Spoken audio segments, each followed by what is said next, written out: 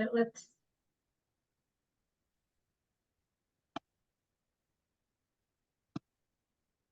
good morning, everybody. My name is Elise Merchant, and I'm the Student Experience Coordinator at LaSalle College, Vancouver, and I am joined by Marissa Thola from Northern Lights College. So today we will be talking to you about optimizing international student communication. We will go over rights, assistance, and support. Next slide, please. So I will start with a brief introduction of myself and what I do.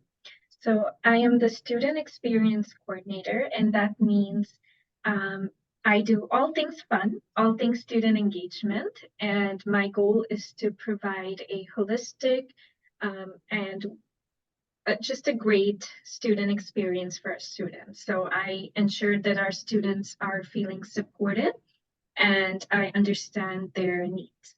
So the picture that you see on your screen is a picture from our Toastmasters club on campus. And this club calls themselves the Talking Titans of LaSalle College, Vancouver. And they really enjoy building on their public speaking skills. So that is an example of one of the engagement activities that we do on campus. And next we have Marissa, so I will pass it along to her to introduce herself. Thank you, Alicia. Good morning, everyone. So my name is Marissa Thola. I'm the International Engagement Coordinator at Northern Lights College, which is located in the northeastern British Columbia. I'm joining this presentation from the unceded territories of the Treaty 8 and Métis Nations. As International Engagement Coordinator, I looked after the welfare of students as soon as they receive their student numbers. So the picture you're looking at on the screen right now is a part of our orientation, face-to-face orientation, and this is part of the community tour in Dawson Creek. As the International Engagement Coordinator, it is my task to help students to feel welcome and become members of the Northern Lights College family, as well as the communities that they are living in. I provide them the necessary information prior to their departure from their home countries, up to the time they're ready to journey to their permanent residency. Now, I will start with the presentation. We were tasked to identify different barriers to students' communications and provide some strategies in solving them. So most of the students that I encounter at Northern Lights College lack understanding about the requirements and conditions of their study permits, and that oftentimes result to challenges, academic challenges that they are experiencing. So they focus more on trying to leave, specifically like looking for work, finding work, and then they tend to spend more time working than studying. They lack understanding in their roles and responsibilities as international students. So every institution, just like Northern Lights College, have expectations among international students, and part of this is for them to be academically successful in their studies. And one important thing that we impress upon international students is the importance of getting a GPA of 2.0 or higher, because that's the key in their completing their programs. And another important aspect is knowing the different services available to them and accessing them. So some of the students may know that such a service exists, but then they don't access them because they don't know that these services, both from the college campus and the community, are available for them for free. Like like if we offer tutoring services, they're hesitant to access them because they thought they have to pay. So this information are very important information to be conveyed to the students. And then the last one is, of course, understanding of the policies and procedures for post-secondary institutions. So that's making sure that you have the correct GPA, which is 2.0, so you're academically moving forward with your studies, because if you don't, then you will be required to withdraw from your programs, which will then in turn violates the conditions of their study permits. So some of the strategies that we found working is giving them the information ahead of time while they're in their own countries. So we have different ways of doing that. So we send them a welcome guide booklet and an access to an online course, understanding Canadian culture and Canadian weather, how to dress up properly during winter time, and then give them also the opportunity to learn how to enjoy leisurely, like summertime with their families, and the different activities that are common in the communities that they are living in.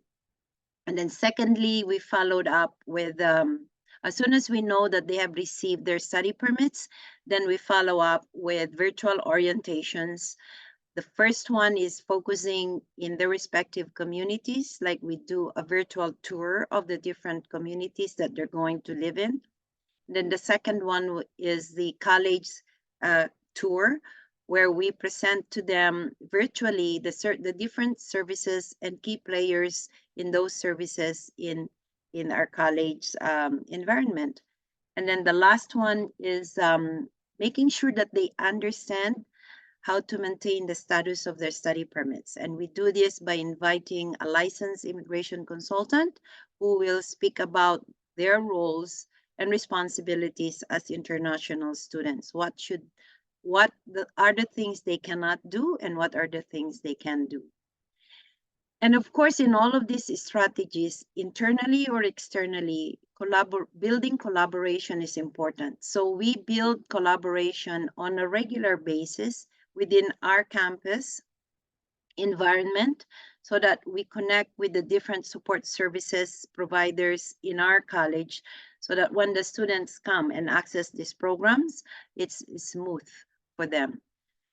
We also continuously build collaboration with our community service providers. So we have different service providers in the community who are funded by the federal government and the provincial government to provide services to local communities as community members, as well as to international students.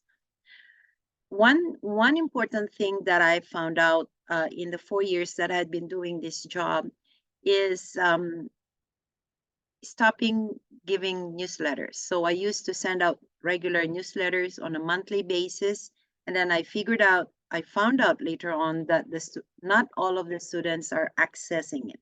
So in order for me to reach out students and convey the communication that I want them to know, it's effective for me to use WhatsApp text messages or the Facebook chat groups and Messenger chat groups. So there are students who group themselves either by their countries of origin or by their respective campuses, and I can communicate to them effectively by using those mediums.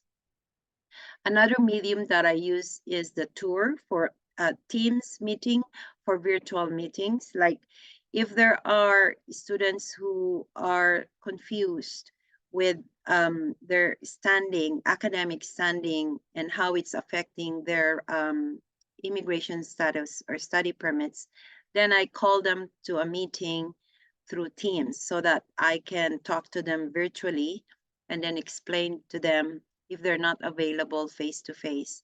Then, of course, I also make available one-on-one physical meeting with them, especially if they're so stressed out and their mental health is really low. Or so I make a point to meet with them personally and talk to them one-on-one. Another medium we're using is a platform called Devant, which the college purchased, and it it is a platform that students can use in building the resume, making sure that resume meets the North American standard, and that they give them tips for interviews, how to search for jobs, and how to avoid scam employment uh, platforms. And then another one that I used at least twice a year is the IRCC outreach, where um, the Q&A for the pathway to permanent residency is being presented by an IRCC outreach worker. So that's what we do at Northern Lights College. Now we want to hear what Alicia is doing at LaSalle College. Thank you so much, Marissa. I really appreciate it. And I think the format of having us discuss the barriers first and then follow it up with the strategies would really help and make sense, because then it gives us an overview of what our mid-sized public and private institutions are facing. So I would like to start by talking about some of the barriers in communication that I noticed with the students. And one of the first things that I have heard about in our student representative committees, my one-on-ones with students, is that students often are juggling competing priorities. And so a lot of students are working, are managing extracurricular activities, their family, friends, as well as a lot of different things. In addition to, of course, their studies and midterms and exams. And so it's really challenging for us to say, inform students about their rights, their responsibilities, and even, engagement and leisure activities when competing priorities exist. And so as a result of competing priorities, often we have limited on-campus engagement. So we could have brilliant, amazing students that are, excited to participate in events, but cannot really make it or say, oh, we didn't know about this because of, again, competing priorities. So limited on-campus engagement is a big barrier to student communication. So visibility, I think, is a factor we need to keep in mind as on-campus engagement really depends on being visible in campus. So I have also noticed that students often find it challenging to understand key academic and non-academic policies. A lot of times it is because we have a very complicated verbiage that does not really make it accessible for students to understand these policies. So at an administrative or staff faculty level, we might very easily understand these policies, but students might find it confusing. And so I think often keeping these barriers in mind and thinking about communication from a student-centric lens. If I were a student, would I understand this? If I have so many different priorities that I'm juggling, would this make sense to me? And again, we have scheduling conflicts. So often while students have these competing priorities, as the engagement coordinators, I know Marissa can attest to this, we also have scheduling conflicts because we're managing events, activities alongside classes. So academia continues to be priority, but we need to ensure that we're doing these workshops, sessions, activities, initiatives to communicate with students. So that often can serve as a barrier. And then finally, just a limited understanding of student support services. So as Marissa also mentioned, that sometimes students might feel like, oh, is this paid, or find it intimidating to reach out to a staff member and really understand what support systems exist. So those are some of the barriers that I figured would be a good place for us to start when focusing on communication. And now I will talk to you about some strategies that have proven to work and continue to help us grow. So a comprehensive orientation, just like Northern Lights College, LaSalle College Vancouver is very committed to promoting all our resources to ensuring that our students are informed and feel like they're supported as soon as they start. So our comprehensive orientation includes an introduction of all our key staff members as our key areas, as well as a promotion of our resources.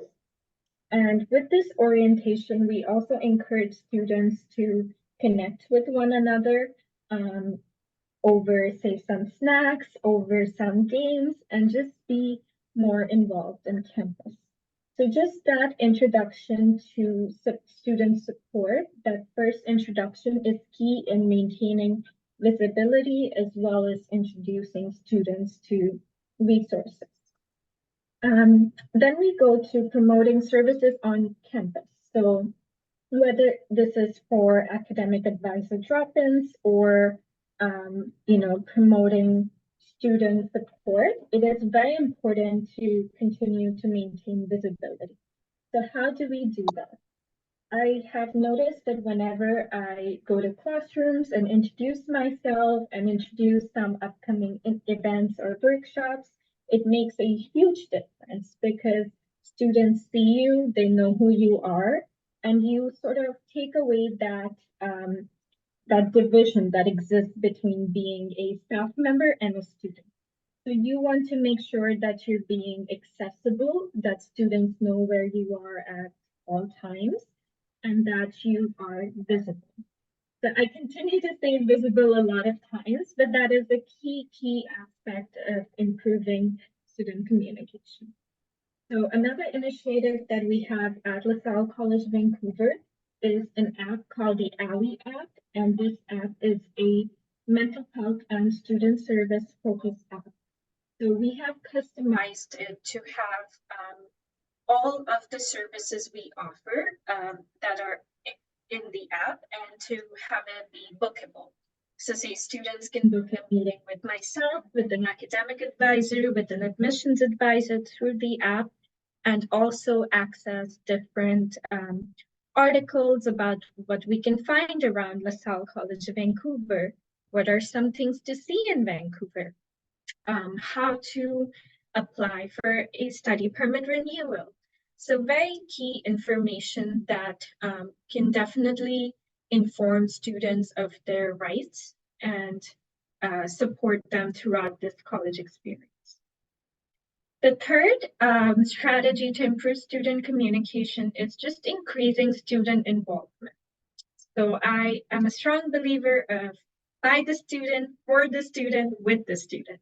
And so students want to hear from students. You could go be a loudspeaker, go around campus and say, we have this, we have that, but students often want to feel more involved or hear from other students. So we piloted a student ambassador program recently where we appoint 10 to 12 student ambassadors who represent their programs and work towards leadership and skill development. They serve as our ambassadors. So they go and promote events, initiatives, activities to their peers, and also just um, reach out and provide more student support. So when students hear from these other ambassadors, they feel more welcome and have a better understanding of what services we offer. Additionally, we have a student council that meets twice a month to provide feedback on how communication and assistance is going in the college. I then take this feedback and develop action items and then update the students regarding the action items in our next meeting. So this definitely helps us increase student involvement. Finally, we have recurring information sessions. So along with all the fun activities and initiatives we do, we really believe it is important to have recurring informational sessions and workshops that really inform students of their rights in Canada. Whether it is a student permit session where students learn about what it means to be a student or have a student status in Canada, or about employment and their rights as part-time employees, we really try our best to provide a holistic experience when it comes to these information sessions. And then I think, again, introducing staff and faculty, but doing this on a regular basis. So this, again, increases visibility. So if you have screens around campus, projecting a picture of a staff member, as well as the services they offer, the support they provide, and where they are located. So for example, I would have my name, my title, my office number, and the things I do for students, and have this occur on a regular basis so students continue to remember and continue to know where to go to seek help. And finally, last but not least, celebrating student success. So everything we do is student-centric. All our work revolves around our students. So celebrating their involvement is a key aspect of improving communication and moving away from that communication barrier that exists between the administration and students. For example, student volunteers really supported my work at orientation. And so we threw a pizza party for them and ensured that they feel celebrated and that our success feels like their success. So I think celebrating these little successes ensures that students come to us, trust us, and communicate with us. So these are some of the key strategies that we have at LaSalle College Vancouver to improve student communication. And now I will pass it back to Marissa. Thank you, Alicia. You know, talking about pizza in volunteer appreciation, you know, when I was doing initially my orientation, I served healthy food, you know, thinking these are healthy food, good for the students. But then it's seldom touch. So then somebody suggested, why don't we just have pizza? So now pizza sells like hotcakes. So now every orientation we serve pizza. And I think we also at LaSalle College Vancouver had a bit of that dilemma because we also want to ensure student nutrition. So I try to balance it out where we did a cup of soup day. So we did really healthy, nutritious hot soup on a very, very cold, snowy day. So even if you don't like lentils or vegetables, you see something warm and it feels like a warm hug on a snowy day. So you attempt to get one.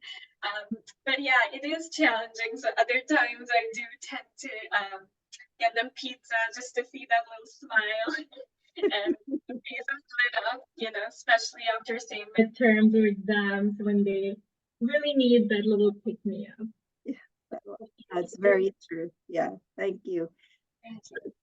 So now we put together some questions for you, our audience, to, you know, think of something and probably share us, you know, what are your experiences as well, right? So the first question that we came up was what type of communication tools you find effective in your own institutions.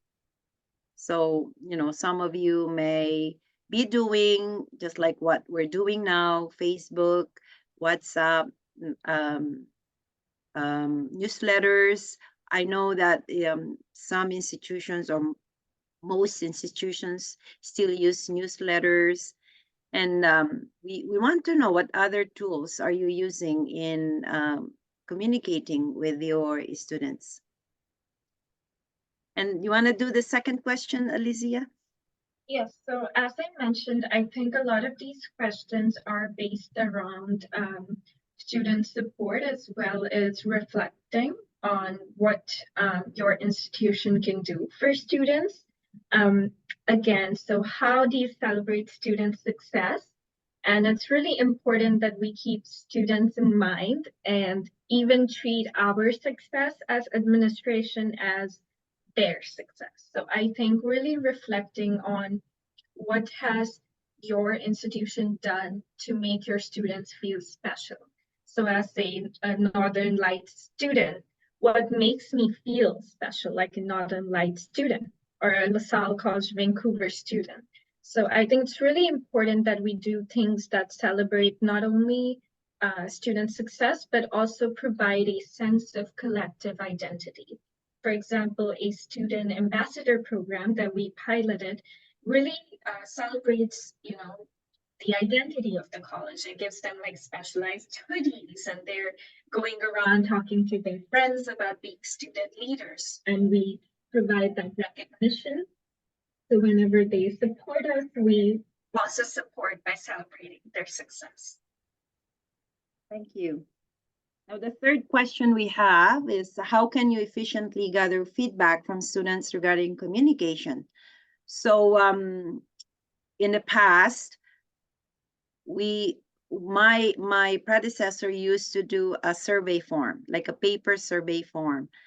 And we get them back, but most of the time they're not totally filled up, they're incomplete.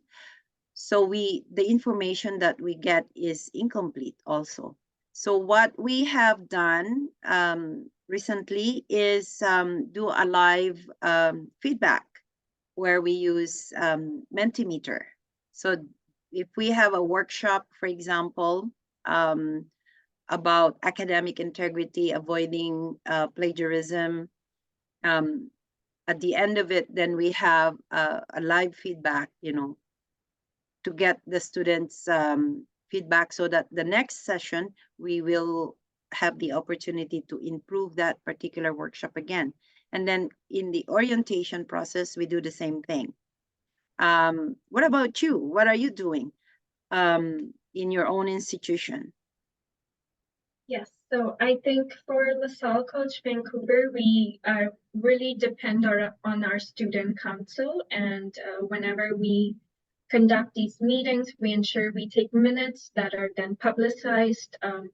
And then we really go through sections such as like campus resources, support, extracurriculars, academia, so students can really freely mention in a safe space any concerns that come up.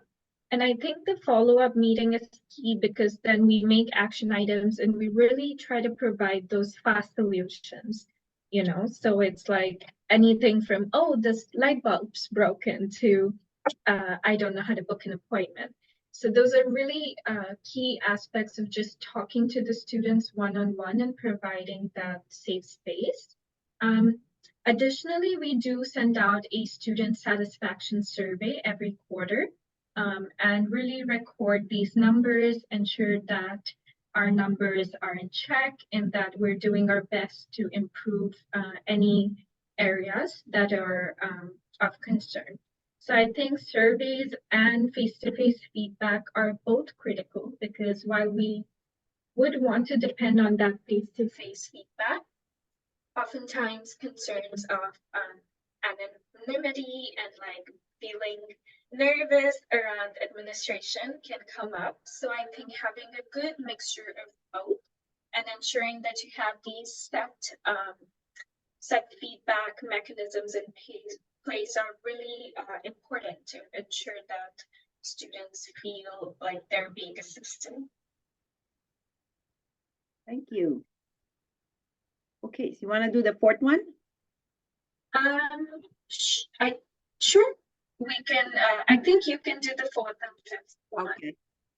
So the fourth one is, how do you deal with students who are being withdrawn from their programs due to academic monitoring? I think in this particular situation, communication is really a key thing. Like we have to reach out to the student over and over again. So usually they receive emails and letters from the office of the registrar, as well as from the dean of the program.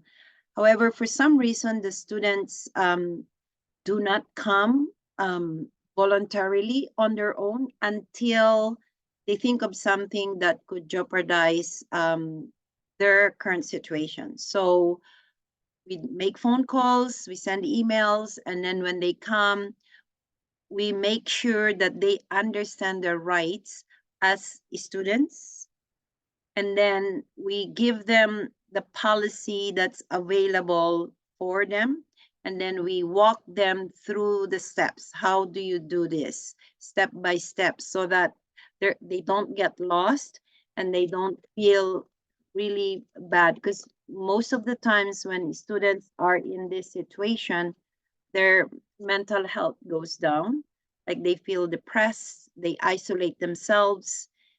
And so it's really important that we communicate to them and just help them out that, you know, this is not the end for you. Like this, there are processes that we can do to help you out, but you need some of these things you need to do on your own, right? So the important thing that we communicate to them, the important thing that we communicate to them is to make sure that while they are being withdrawn, they're still meeting the conditions of their study permit.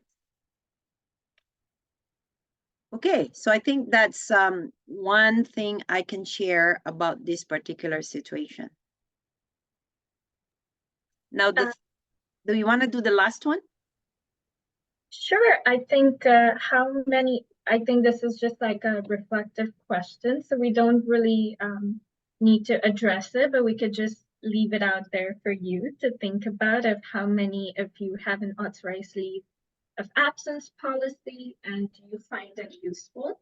And just to keep the communication rights and assistance